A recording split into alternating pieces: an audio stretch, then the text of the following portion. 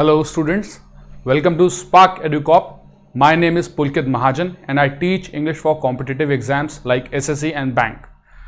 आज का concept is something special. आज जो हम कॉन्सेप्ट पढ़ने वाले हैं उसके एक कॉन्सेप्ट से आपके कई सारे एरर्स निकलेंगे. बहुत इंपॉर्टेंट कॉन्सेप्ट है. इसको बताने से पहले आप इसे एग्जाम्पल से थोड़ा सा समझिएगा. ये बहुत बेसिक सा सेंटेंस है. Sachin lives in Mumbai, plays cricket. ये एक सिंपल सेंटेंस आपको मल्टीपल एरर्स आपको निकालना सिखाएगा. बहुत सारे एरर्स कवर होंगे, बट वो एरर्स कौन से होंगे उसके लिए आपको वीडियो देखना पड़ेगा. एंड तक देखिएगा. अब देखें, आपके पास एक सेंटेंस है, Sachin lives in Mumbai, plays cricket. बहुत इजी है, बहुत इजी सा सेंटेंस है, छोटा सा.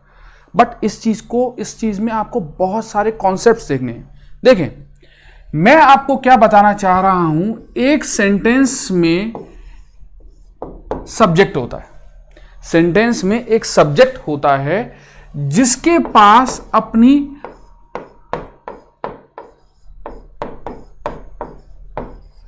फाइनाइट वर्ब होती है. फाइनाइट वर्ब कौन कौन सी होती हैं?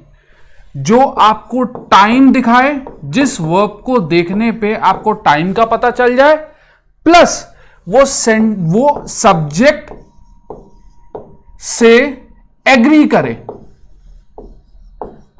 सब्जेक्ट से एग्री करने का मतलब क्या कहना चाह रहा हूं? अगर सब्जेक्ट सिंगुलर है तो वो भी सिंगुलर होगी, अगर सब्जेक्ट प्लूरल है तो वो भी प्लूरल होगी.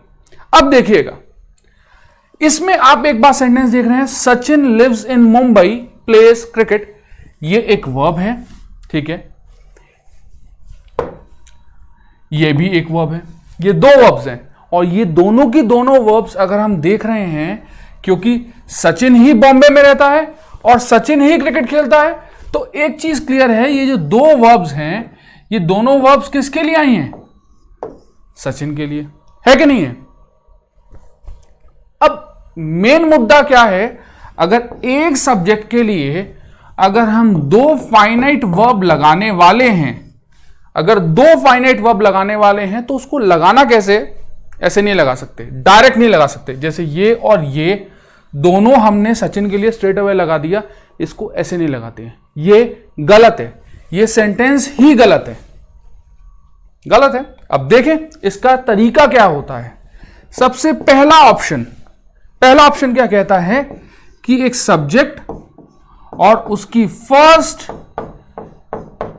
Finite verb, second finite verb को आप रखे रहने दीजिए. फर्स्ट फाइनाइट वर्ब और सब्जेक्ट के बीच में यहां पे इस पोजीशन पे आप एक रिलेटिव प्रोनाउन लगा दीजिए. मैंने क्या बोला? I repeat, relative pronoun. Relative pronoun क्या होता है? यहां पे एक एग्जाम्पल के तौर पे देखिएगा, हु, विच, दैट और व्हाट. ये रिलेटिव प्रोनाउन होते हैं, ठीक है. अब एक चीज मैंने आपको क्या बताया कि फर्स्ट फाइनाइट वर्ब और सब्जेक्ट के बीच में जो रिलेटिव प्रोनाउन है, ये चीज लगानी है यहां पे. अब एक चीज समझिएगा, एक छोटी सी बात. एक क्लॉज आपने कभी सुना होगा कि क्लॉज क्या होता है? क्लॉज सिंपल सी चीज है कि एक सब्जेक्ट होता है इसमें और एक ही इसकी फाइनाइट वर्ब होती है. एक ही इसकी फाइनाइट वर्ब होगी. सब्जेक्ट और उसका फाइनाइट वर्ब जब दोनों मिल जाते हैं तो वो एक क्लॉज फ्रेम करते हैं. एक सब्जेक्ट होगा और एक फाइनाइट वर्ब होगी, वो क्लॉज बना देंगे. बट सब्जेक्ट हमने पढ़ा हुआ है. सब्जेक्ट क्या होता है? जिस चीज के बारे में बात हो रही है.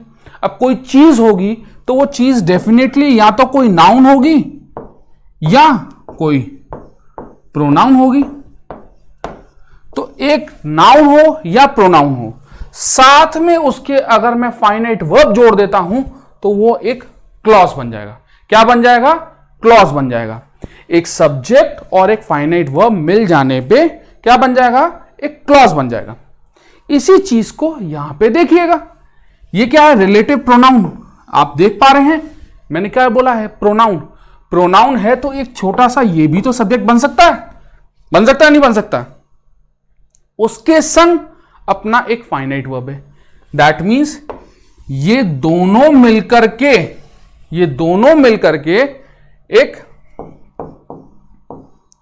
क्लॉज फ्रेम कर सकते हैं। बात समझ में आ रही है? अब इस चीज को थोड़ा और देखते हैं। अभी मैंने आपको क्या समझाया कि एक सब्जेक्ट है, उसके लिए एक फर्स्ट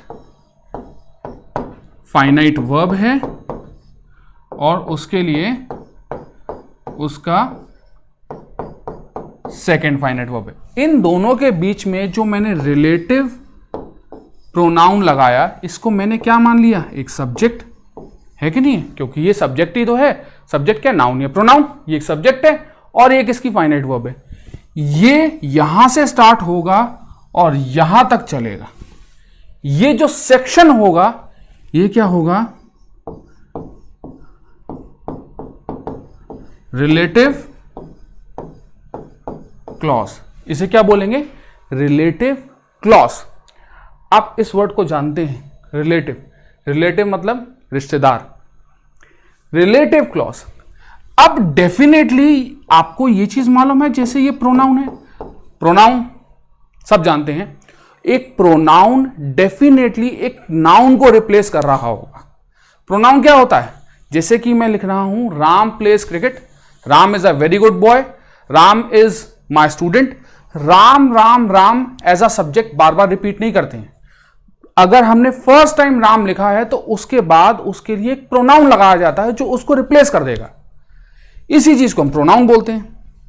तो ये यहां पे अगर प्रोनाउन है तो डेफिनेटली ये किसी ना किसी के लिए आया होगा, किसी ना किसी के लिए आया होगा। और रिलेटिव प्रोनाउन जो प्रोनाउन है, ये जिस किसी के लिए आया होगा वो इसके लिए क्या कहलाएगा,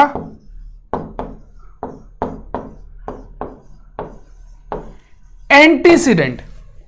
बहुत ध्यान से सुनिएगा, रिलेटिव प्रोनाउन, क्योंकि वो प्रोनाउन है, प्रोनाउन किसी ना किसी नाउन के लिए आया होता है, तो ये जिस किसी के लिए आया होगा वो क्या कहलाएगा, उसका एंटीसीडेंट।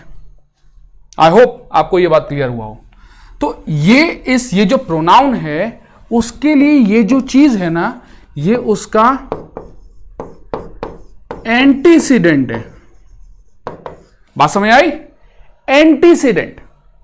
अब इस चीज को देखिएगा, अब मैं आपको क्या कहना चाह रहा हूं, इस चीज को देखें।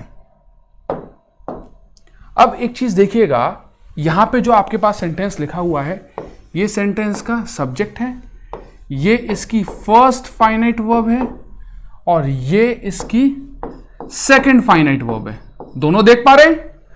अब इस सब्जेक्ट और इस फाइनाइट वर्ब में ये दोनों की दोनों फाइनाइट वर्ब जो मैंने रख दी हैं, ये तो गलत हो गया। अब इसके लिए मुझे क्या करना पड़ेगा, इन दोनों के बीच में एक रिलेटिव प्रोनाउन रखना पड़ेगा। तो अब सेंटेंस क्या बनेगा, सचिन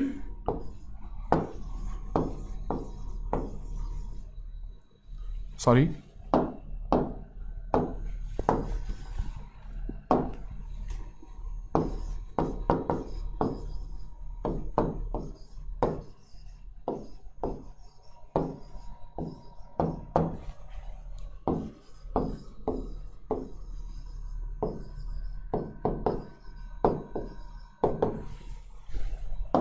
हाँ जी। अब अगर हम यहां देख रहे हैं तो ये सेंटेंस का सब्जेक्ट है, ये सेंटेंस का फर्स्ट फाइनाइट वर्ब है और ये सेंटेंस का सेकंड फाइनाइट वर्ब है। यहां पे मुझे क्या यूज करना था, रिलेटिव प्रोनाउन। Relative pronoun.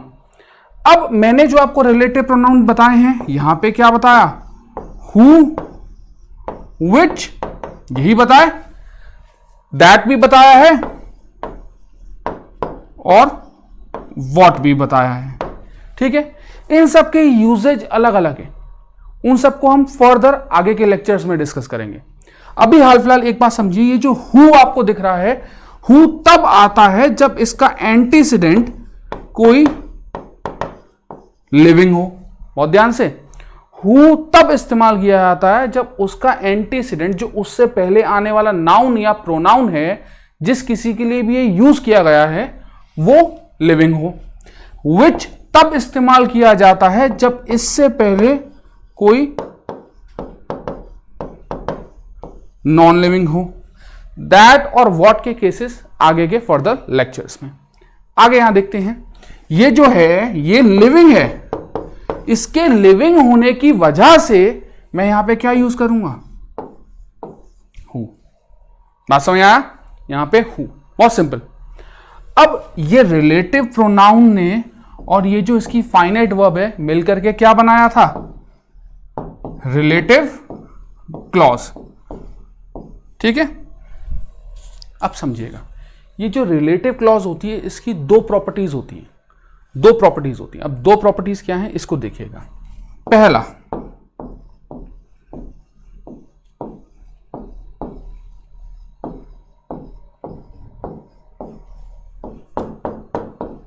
ये बात याद रखिएगा, ends before second finite verb. कहां तक चलेगा, ये यहां पे स्टार्ट हुआ, यहां पे स्टार्ट हुआ और कहां तक चलेगा, दूसरी फाइनाइट वर्ब से पहले खत्म हो जाएगा। क्या लिखा, ends before second finite verb, दूसरी फाइनाइट वर्ब से पहले पहले खत्म हो जाएगा।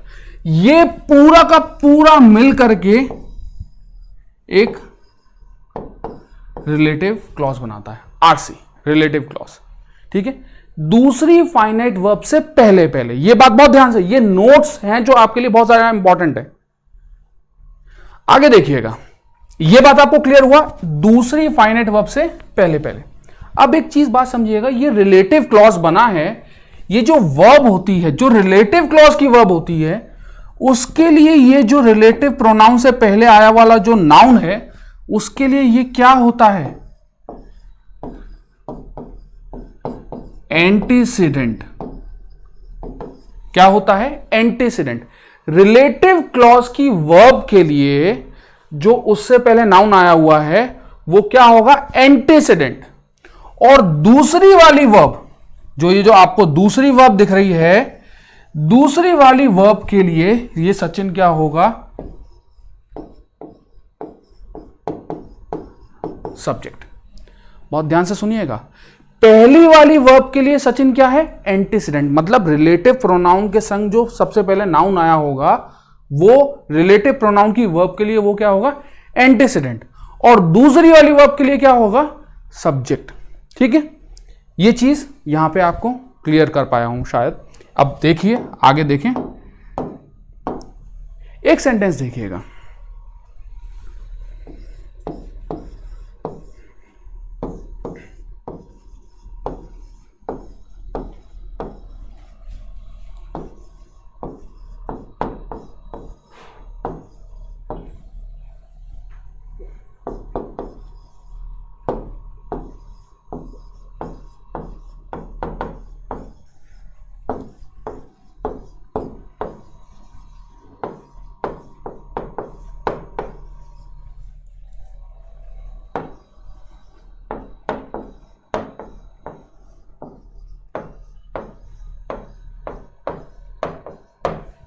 आपके सामने एक छोटा सा सेंटेंस है, the company which is improving the quality of its products, full stop, full stop. मैंने आपको जो बात बोली, क्या बोला मैंने, कि रिलेटिव क्लॉज जो होगा वो कहां खत्म होगा, सेकेंड फाइनाइट वर्ब से पहले। क्या लिखा मैंने आपको यहां पे,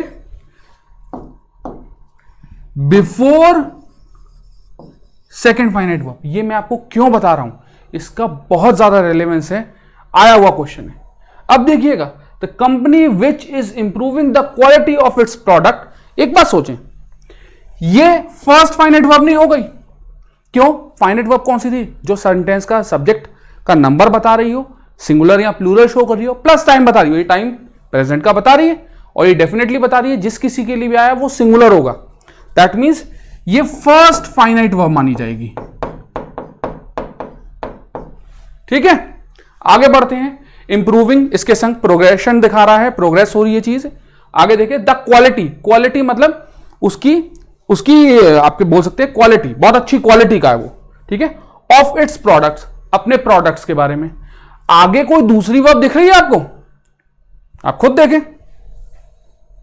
आपको इस सेंटेंस में दूसरी वर्ब दी ही नहीं है, और जब दूसरी वर्ब दी ही नहीं है तो यह भी क्यों आएगा? यहां पे रिलेटिव प्रोनाउन तो स्टार्ट हो गया, और ये कहां तक चलना था? दूसरी फाइनाइट वर्ब से पहले पहले। अब आप खुद सोचो, ये मेथड कब लगना था?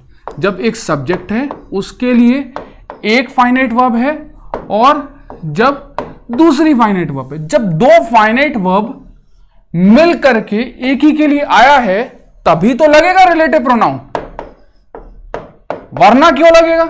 जब रिलेटिव आपको दूसरी वर्ब दी ही नहीं है तो रिलेटिव प्रोनाउन की भी जरूरत नहीं है। तो ये जो क्वेश्चन है इसमें रिलेटिव प्रोनाउन नहीं लगाया जाएगा। बहुत ध्यान से, ये जो मेथड आपको बताया है मैंने, ये तब लगेगा जब दो फाइनाइट वर्ब्स हो। जब आई ही एक फाइनाइट वर्ब रही है तो क्यों लगाएंगे? होप मैं आपको क्लियर कर पाया हूं, ठीक है। तो यहां पे हमने रिलेटिव प्रोनाउन लगाया प्लस। अब आ जाइएगा, ये चीज देखिएगा, ये जो रिलेटिव प्रोनाउन है इसके संग जो वर्ब है फर्स्ट फाइनाइट वर्ब है, और जो दूसरी वर्ब है सेकंड फाइनाइट वर्ब है। बहुत ध्यान से देखिएगा, बहुत ध्यान से। ये जो रिलेटिव क्लॉज बना हुआ है इसको देखिए, ये जो वर्ब होती है ये इससे एग्री करेगी। अगर ये सिंगुलर है ये भी सिंगुलर आएगा, अगर ये प्लूरल है तो ये भी प्लूरल आएगा। बहुत ध्यान से। दूसरी चीज, इसके लिए ये क्या है? आपको अभी बताया था, सब्जेक्ट। और इसके लिए ये क्या था? एंटीसीडेंट। बहुत ध्यान से देख लीजिएगा, पहली वाली वर्ब के लिए ये क्या है? एंटीसीडेंट। दूसरी वाली वर्ब के लिए क्या है? ये सब्जेक्ट है। ऊपर देखिए, Sachin who lives in Mumbai plays cricket. इस वाली लिव्स के लिए सचिन क्या हो गया?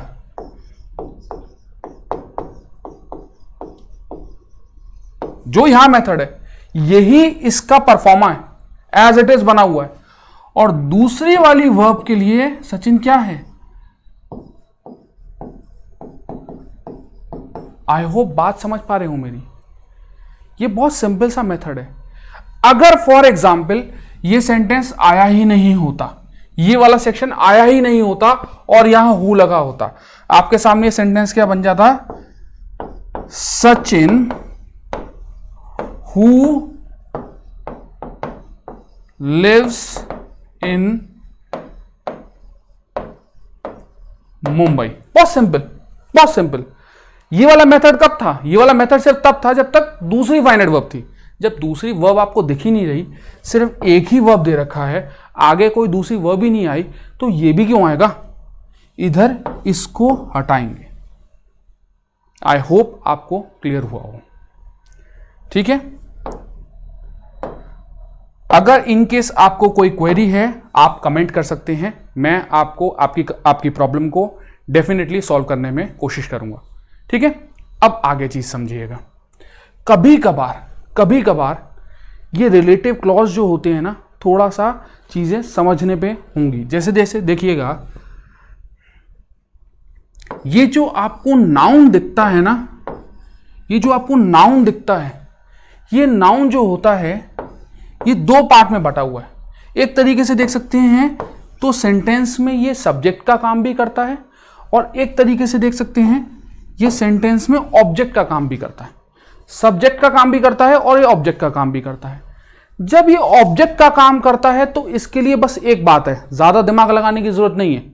ज्यादा दिमाग लगाने की जरूरत नहीं है। क्या? कि कभी भी कोई आपको प्रीपोजिशन दिख जाए तो उसके बाद जो नाउन आया होगा तो वो ऑब्जेक्ट है। बहुत सिंपल। प्रीपोजिशन दिख जाए तो उसके बाद का जो नाउन आया हुआ है वो क्या है? ऑब्जेक्ट है। सिंपल, ज्यादा नहीं सोचने का है। अब एक चीज देखिएगा, द बॉयज इन आगरा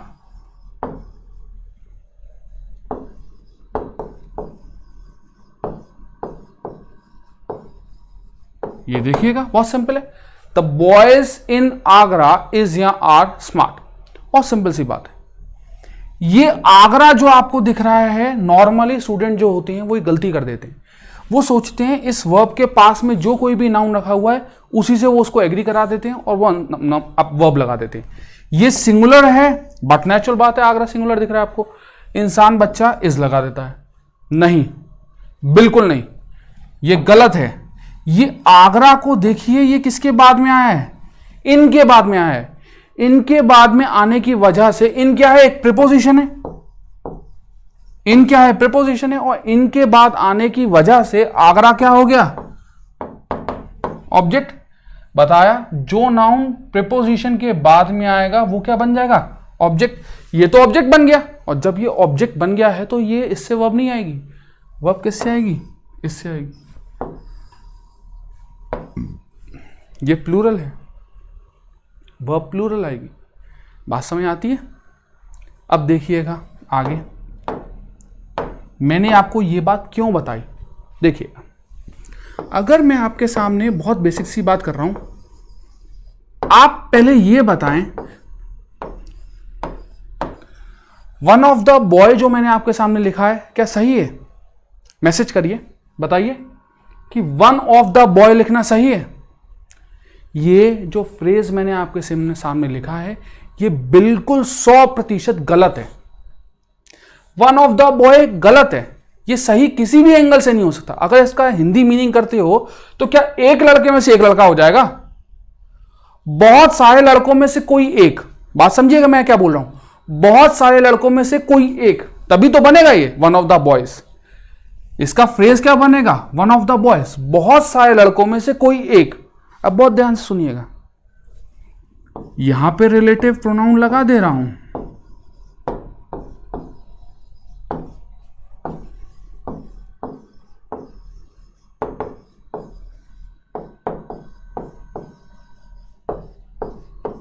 मैंने आपको वादा करा था कि आप मल्टीपल एरर निकालना सीख जाएंगे। मैं आपको मल्टीपल एरर्स निकालना दिखा रहा हूं, सिर्फ एक रूल से, एक मेथड से। एक मेथड जो 100 मर्जों की दवा है। देखें, one of the boys who is या आर प्लेइंग इज या आर स्मार्ट। अब देखिएगा, ये रिलेटिव क्लॉज है, यहां से हमें पता है, और कहां खत्म होती थी? दूसरी फाइनाइट वर्ब से पहले। मतलब ये यहां पे स्टार्ट हुआ और ये गया यहां तक, है कि नहीं है? है कि नहीं है? अब देखिएगा, ये जो रिलेटिव क्लॉज की जो वर्ब है, रिलेटिव प्रोनाउन से, रिलेटिव प्रोनाउन जिस किसी के लिए आता था वो उसके बगल में रखा हुआ है, और वो क्या होता था? एंटीसीडेंट।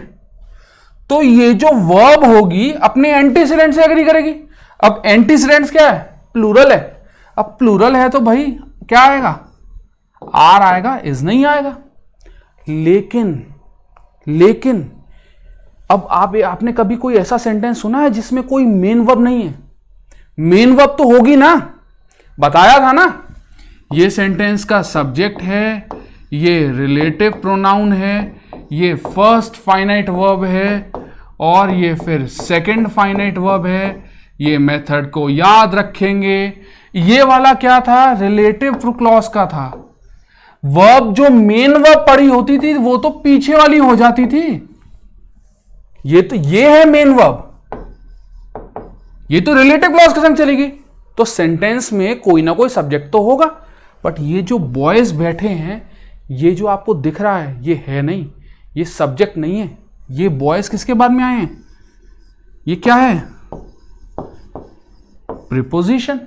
ये बॉयज प्रीपोजिशन में की पीछे आने की वजह से, ये वाला मेथड याद रखिए, कोई नाउन अगर किसी प्रीपोजिशन के बाद में आ गया तो वो प्रीपोजिशन का क्या हो जाएगा?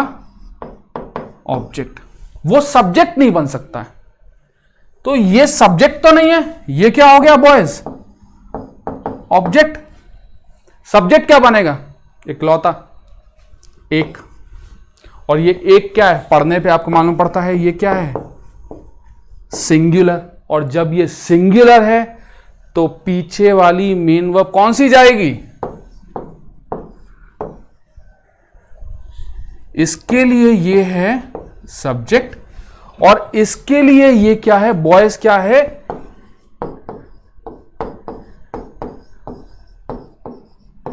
एंटीसीडेंट। आई होप आपके बात समझ में आई हो। सिंपल है, समझने की कोशिश करिएगा, सिंपल है। ठीक है, चलिए आगे बढ़ते हैं। अब क्वेश्चंस पे आते हैं। जो प्रीवियस ईयर्स के क्वेश्चंस हैं उसको डिस्कस करते हैं। बहुत सिंपल है। चलिए, आप लोगों ने कभी ये देखा है, आपने कभी इंग्लिश में ये चीज कभी सुनी है या कभी बोली है, आई इज हैप्पी? आप खुद सोचें, आपको खुद को एग्री नहीं करेंगे, आपको खुद को अटपटा लगेगा। हर किसी ने, चाहे हिंदी बेल्ट हो चाहे इंग्लिश बेल्ट हो, हर कोई इसकी जगह पे, इज की जगह पे एम लगाता है। आई एम हैप्पी, ये तो बहुत नेचुरल बात है। ठीक है, आ जाइए इस क्वेश्चन पे। सिंपल है, ज्यादा दिमाग लगाने की जरूरत नहीं हमें। It is I who is to blame for this bad situation. Relative pronoun start हो गया और कहां तक चलेगा? अब कोई दूसरी फाइनाइट वर्ब नहीं है। एक्चुअली इसमें दूसरी फाइनाइट वर्ब है, दूसरी फाइनाइट वर्ब है, बट इसका स्ट्रक्चर थोड़ा सा अलग है। इसकी फाइनाइट वर्ब बाद में ना आकर के स्टार्टिंग में आई हुई है। तो ये मत सोचिएगा कि मां साहब ने जो रूल बताया वो एग्री नहीं हो रहा है, एग्री हो रहा है, बट वो उसकी वर्ब पहले आई हुई है। ठीक है, अब एक चीज देखिएगा, ये जो रिलेटिव क्लॉज है उसकी क्या बताया था मैंने? यहां पे मैं अपना वो लिख दे रहा हूं, जो रिलेटिव प्रोनाउन है उसके संग जो उसकी फर्स्ट फाइनाइट वर्ब आएगी वो अपने एंटीसीडेंट से एग्री करेगी। बहुत ध्यान से। तो आई के संग में इज, आप खुद सोचें, यहां पे क्या कर रहे हैं? एम ना, इसके अकॉर्डिंग क्या जाएगा? एम। आई होप आपके समझ में आया हो। चलिए आगे बढ़ते हैं दूसरे क्वेश्चन पे। This is one of the few companies, बहुत ध्यान से देख रहे हैं ना, one of the few companies, company नहीं है, वन ऑफ द बॉय नहीं है, वन ऑफ द बॉयज वाला है। ठीक है, who has done well for the past 2 years। इसी चीज पे देखेंगे।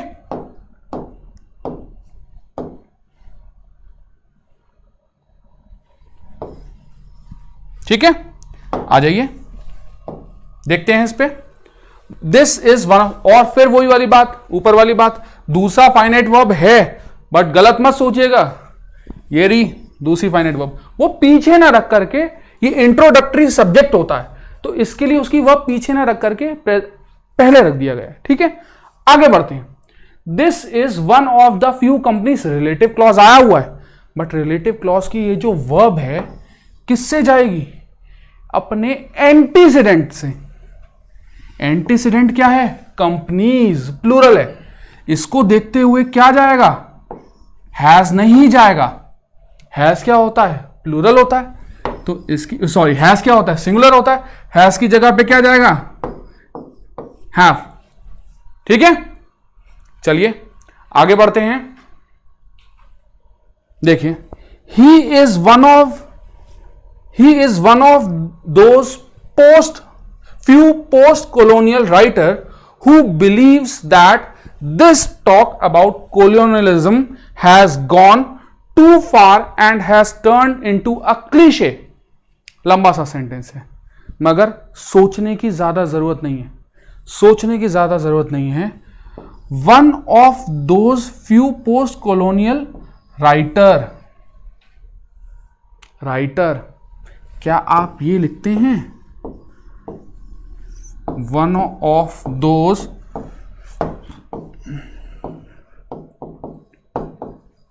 Writer, one of those writer सही होगा। एक राइटर में से एक राइटर हो सकता है, बहुत सारे राइटर्स में से एक होगा।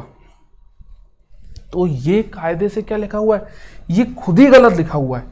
यहां पे हमें क्या लिखना पड़ेगा, राइटर्स, और यहां पे साथ के साथ आप देख रहे हैं हु आ चुका है, रिलेटिव क्लॉज आ चुका है। रिलेटिव क्लॉज के संग उसकी फाइनाइट वर्ब है वो किससे एग्री करेगी, अपने राइटर्स से। और राइटर्स क्या है, प्लूरल है। राइटर्स प्लूरल है तो वर्ब भी तो प्लूरल लगानी पड़ेगी। और आई होप आप सबको पता है कि वर्ब में से एस हटाऊंगा तो क्या बनेगी, ये प्लूरल।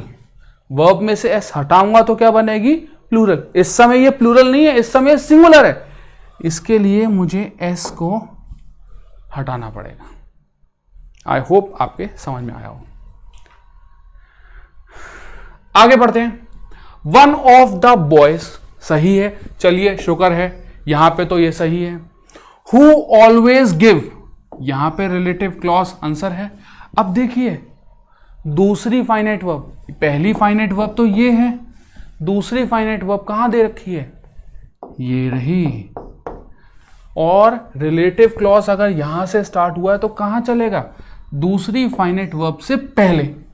अब इसकी जो वर्ब है वो किससे एग्री करेगी, अपने एंटीसीडेंट से। ठीक है, आगे बढ़ते हैं।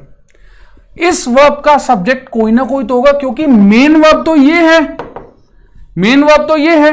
अब इसका कोई ना कोई सब्जेक्ट तो होगा। क्या ये सब्जेक्ट बन सकता है, क्योंकि ये जो बॉयज है किसके बाद में आ गया, ऑफ के बाद में, प्रीपोजिशन के बाद में। तो ये बॉयज क्या हो गए, ऑब्जेक्ट। और ये अगर ऑब्जेक्ट हो गया तो मेन वर्ब नहीं जाएगी, मेन वर्ब किससे जाएगी, वन से जाएगी। और वन के अकॉर्डिंग इज है, दैट मीन्स कभी कभार नो एरर भी तो होता है, नो एरर। चलिए आगे बढ़ते हैं। The government has introduced a new law who force farmers to sell their produce only to licensed dealers. बहुत ध्यान से, मैंने आपको क्या बोला था, मल्टीपर्पस सर्व करेगा आज का कॉन्सेप्ट। मैंने उस वादे को इस क्वेश्चन से निभा रहा हूं। देखिएगा, मैंने आपको क्या बोला था, हु विच, ये जो होते हैं, हु क्या लेता है, अपने से पहले क्या लेता है, लिविंग। विच क्या लेगा, नॉन लिविंग। ऐसा बोला था मैंने, मैं अपनी बात पे कायम हूं। इधर देखिएगा, हु आ चुका है, बट हु लगाने का मतलब क्या हो गया, इससे पहले कोई लिविंग होना चाहिए था। और ये क्या है, लॉ। लॉ मतलब कानून। लॉ सांस तो नहीं लेता, ना खाता पीता, दैट मीन्स ये कोई लिविंग तो है नहीं, ये नॉन लिविंग है। इसके नॉन लिविंग होने की वजह से ये हु गलत है। और ये हु की वजह से इसकी जगह पे क्या आएगा, विच। दूसरी बात, मल्टीपर्पस, कायम हूं। आगे देखिएगा, ये जो वर्ब है क्या बताया, रिलेटिव प्रोनाउन लगा हुआ है, उससे पहले जो भी नाउन आया हुआ है उसकी वर्ब जो होगी बाद में वो इससे एग्री करेगी। ये लॉ है, लॉ सिंगुलर है, एक है, तो इसकी बाद में जो वर्ब आ रही होगी वो भी तो सिंगुलर बनाएंगे। और सिंगुलर कैसे बनती है वर्ब, एस जोड़ के। तो इसमें क्या आएगा, फोर्सेस। तो एक सेंटेंस में मैंने यहां से पहले ये करा और फिर यहां से फिर मैंने ये करा। मैं अपनी बात पे कायम हूं, आप लोग आगे देखिए। ये देखिएगा, none of the 5 boys which is applying for SSC,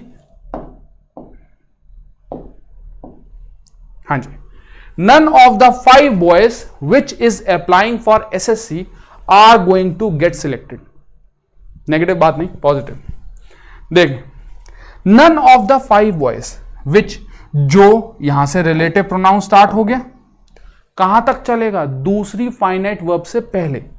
दूसरी फाइनाइट वर्ब कहां है, यहां। ये क्या होगा, ये फर्स्ट फाइनाइट वर्ब है कि नहीं है, ये दूसरी फाइनाइट वर्ब से पहले पहले चलेगा। ये क्या हो गया, रिलेटिव क्लॉज। लेकिन यहां पे क्या देख रहे हैं आप, 5 लड़के, ये क्या है, लड़के हैं, ये क्या है, लिविंग। अब अगर ये लिविंग है तो ये कैसे गलती हो सकती है, क्योंकि मैं आप बता चुका हूं आपको विच से पहले क्या आएगा, नॉन लिविंग, और हु से पहले क्या आएगा, लिविंग। अब लड़के तो लिविंग हैं, लड़के ही सिलेक्शन लेते हैं, आप लोग ही सिलेक्शन लेते हैं। देखिए अगर ये लिविंग है तो विच तो आने से रहा, हुआ गया। दूसरी बात पे कायम हूं, रिलेटिव प्रोनाउन था, मैं बार बार लिखता रहूंगा जब तक आप लोगों को रट नहीं जाएगा। इसकी बाद की वर्ब अपने एंटीसीडेंट से एग्री करती है, तो ये यहां पे जो इज दे रखा है ना, वो इस बॉयज से एग्री करेगी। तो आप सोचो बॉयज के संग इज आता है क्या?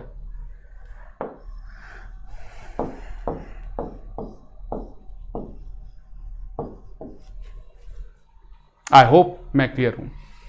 अब अभी भी एरर है, सीखने की चीजें बहुत सारी हैं। ये जो बॉयज दिख रहा है, आया तो ये प्रीपोजिशन के बाद में है, दैट मीन्स ये क्या है, एक ऑब्जेक्ट है। अभी सब्जेक्ट नहीं मिला है हमें, सब्जेक्ट ये है। ये मैंने थोड़ा सा एक्स्ट्रा डाला है। अभी हाल फिलहाल के लिए समझ जाइए, नन अभी हाल फिलहाल के लिए, आगे के लेक्चर्स में ये बहुत ज्यादा हम पढ़ेंगे, बहुत ज्यादा पढ़ेंगे, ठीक है। आपको मैं अभी बता रहा हूं, नन जो है होता सिंगुलर है, सिंगुलर होता है, तो इसके सिंगुलर होने की वजह से ये यहां पे आर की जगह पे क्या आएगा, इस। थोड़ा सा सस्पेंस भी तो छोड़ें, ठीक है। आगे बढ़ते हैं। Neither of the two boys who was suspected are innocent. देखते हैं, ये रिलेटिव क्लॉज स्टार्ट है, कहां तक चलेगा, दूसरी फाइनाइट वर्ब से पहले। हमेशा याद रखिएगा, मेरी बात को नोट करिएगा, ये जो रिलेटिव प्रोनाउन होता है उसकी बाद की जो वर्ब होती है और उससे पहले का जो नाउन होता है, यही तो मैं आपको बोल रहा हूं 3 एरर निकाल देगा। पहला एरर, ये नाउन, इसके संग जो ये रिलेटिव प्रोनाउन आएगा, ये लिविंग के हिसाब से आएगा कि नॉन लिविंग के हिसाब से आएगा, वो इसको देख के पता चलेगा। दूसरी बात, ये वर्ब इसको देख के एग्री करेगा। ये दोनों चीजें देखिएगा। अब देखें ये हु क्यों आया है, क्योंकि ये लिविंग है, हमारा एक पार्ट सही है। आगे बढ़ते हैं, इसके बाद की वर्ब किससे एग्री करेगी, बॉयज से ही तो एग्री करेगी। बॉयज क्या है, प्लूरल है, वॉज क्यों आएगा, वर आएगा, है कि नहीं है। आगे देखते हैं, मगर ये जो बॉयज हैं इस ऑफ के बाद में आने की वजह से ऑब्जेक्ट है, मेन वर्ब तो ये बैठी, ठीक है। अब आगे एक बात समझिएगा, जैसे मैंने आपको थोड़ा सा सस्पेंस लास्ट क्वेश्चन में छोड़ा है, none, either, neither, any, none, ये 4 होते हैं।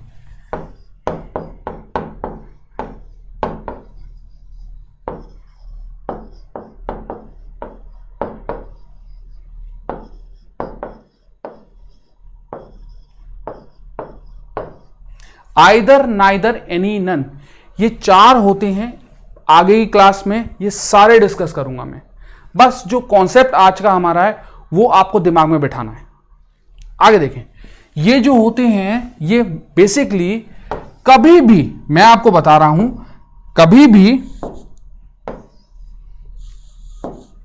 ये चारों के चारों कभी भी प्रोनाउन के रूप में आएंगे तो हमेशा वर्ब सिंगुलर लेंगे, हमेशा ये वर्ब सिंगुलर लेते हैं। तो ये नाइदर जो होगा ये वर्ब क्या लेगा, सिंगुलर लेता है। तो इसकी सिंगुलर होने की वजह से यहां पे आर नहीं आएगा, यहां पे इज आएगा। थोड़ा सा सस्पेंस है, चलिए आगे बढ़ते हैं। ये देखते हैं, the teacher admires Rahul as he has always admired students which speak truth. बहुत ध्यान से देखिएगा, रिलेटिव क्लॉज रखा हुआ है, यहां पे रिलेटिव क्लॉज रखा हुआ है। रिलेटिव क्लॉज रखा हुआ है तो दैट मीन्स इसका कोई ना कोई एंटीसीडेंट तो होगा, और यहां पे ये क्या है, स्टूडेंट्स। स्टूडेंट्स क्या है, लिविंग। एक तो इस विच का एंटीसीडेंट लिविंग है, दूसरी बात वो लिविंग के संग संग प्लूरल भी है। दोनों कंडीशन देखनी होंगी हमें, चेक करिएगा। विच तो हमें पता है नॉन लिविंग के लिए आता है, ये तो स्टूडेंट्स हैं, तो विच ना आकर के हु आया हुआ है, प्लस ये वर्ब स्टूडेंट्स के प्लूरल होने की वजह से ये भी तो प्लूरल ही है। याद रखिएगा, गलती नहीं करिएगा, वर्ब के पीछे एस नहीं है तो वो प्लूरल है। ठीक है, ये सेंटेंस का एरर डन। आगे बढ़ते हैं।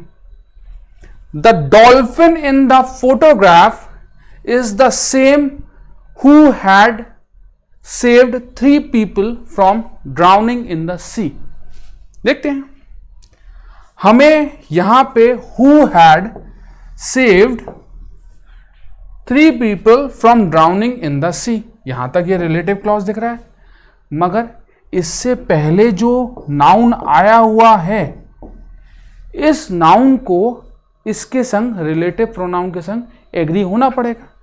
ये फिश देखिए, विच जो होता है ना, ये किसी नॉन लिविंग या एनिमल के लिए यूज होता है। ठीक है, नॉन लिविंग या एनिमल। हु जो होता है सिर्फ लिविंग के लिए होता है। तो यहां पे मैं मानता हूं फिश भी एक लिविंग है, बट फिश के लिए जब रिलेटिव प्रोनाउन यूज करने की बात आएगी तो हम विच यूज करते हैं। तो ये फिश के ये जो नाउन है ये कैसा है, एनिमल है फॉर्म में, और ये एनिमल है तो यहां पे हु ना यूज करके मुझे क्या यूज करना पड़ेगा, विच। और वर्ब में सिंगुलर प्लूरल करने की तो जरूरत है ही नहीं, ये हैड जो होता है ऑटोमेटिकली सिंगुलर हो या प्लूरल हो दोनों के संग हैड ही जाता है। आई होप ये चीज क्लियर हुआ हो। चलिए, आज के लिए प्यारे बच्चों हमने काफी टॉपिक कवर करा है, आप लोगों को आई होप समझ में आया हो। आप कमेंट करिए, लाइक करिए, अगर इन केस कोई चीज क्लियर नहीं हो कमेंट जरूर करिए, मैं आपके डाउट्स जरूर क्लियर करूंगा। चलिए मिलते हैं आगे की वीडियोस में। Thank you.